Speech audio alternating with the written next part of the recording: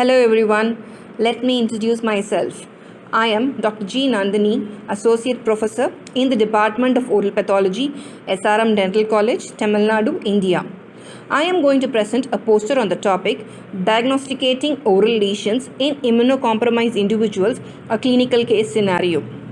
So moving into the topic, we know that human immunodeficiency virus or acquired immunodeficiency syndrome is one of the major threats of life because of its nature as a socio-psycho-economical problem. It is characterized by the worsening of the immune response, which leads to a plethora of clinical manifestations such as your opportunistic infections, secondary neoplasms, neurological signs and symptoms. And oral lesions have been reported to be the early clinical features of HIV infection. They are either multiple or varied and are occasionally the first sign the patient harbors the virus. So, oral findings play an important role in the detection of the infection, prediction of the viral infection progress and progression to AIDS. So, in this poster, we'll be seeing a case of a family who manifested with oral lesions consistent with HIV. Moving into the clinical findings, a 42-year-old male came to the Department of Oral Medicine with a chief complaint of growth and pain on the lower lip for the past 1 year, along with burning sensation of the oral mucosa. History revealed that the patient had a habit of chewing tobacco 3 times a day for the past 15 years. On general examination, the patient appeared malnourished and poorly built. Clinical examination revealed a single yellowish white cauliflower-like growth on the left side of the lower lip, and diffuse grayish white plaques admixed with red areas were also evident on the anterior part of the hard palate. And the dorsal surface of the tongue also appeared erythematous in the central region. Based on the history and the clinical features, the lesion on the lip and the labial mucosa was provisionally diagnosed as verrucous carcinoma, and the palatal and the tongue lesions were provisionally diagnosed as atrophic candidiasis.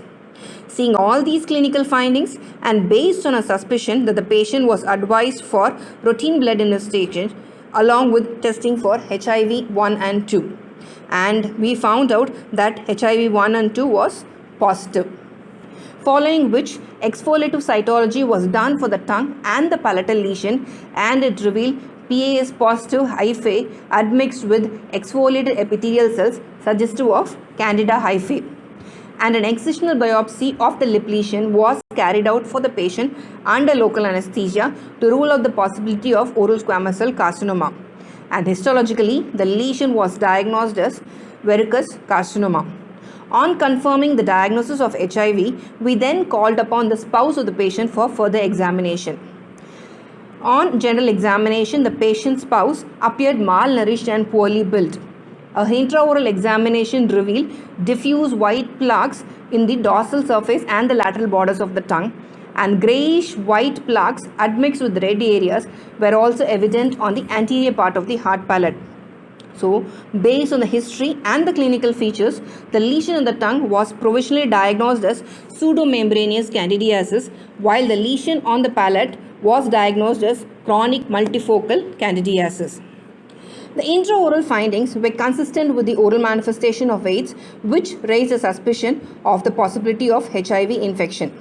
The patient's wife also was advised for a routine blood investigation and HIV screening, which revealed reduced lymphocyte count and positive reaction for the HIV antibodies.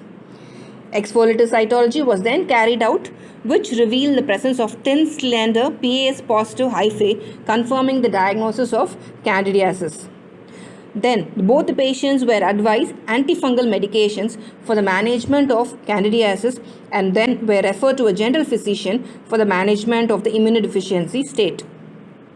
So, in conclusion, I'd just like to finish with the words of father of modern medicine, Sir William Osler, who stated that the oral cavity is a mirror of the rest of the body.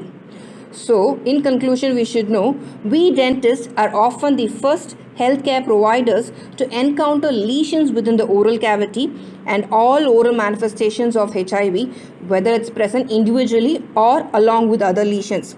So, it is our duty that all lesions should be looked upon with a high degree of suspicion, and diagnostic investigations must be immediately prompted so that early recognition and treatment can reduce the morbidity and mortality in such patients. Thank you.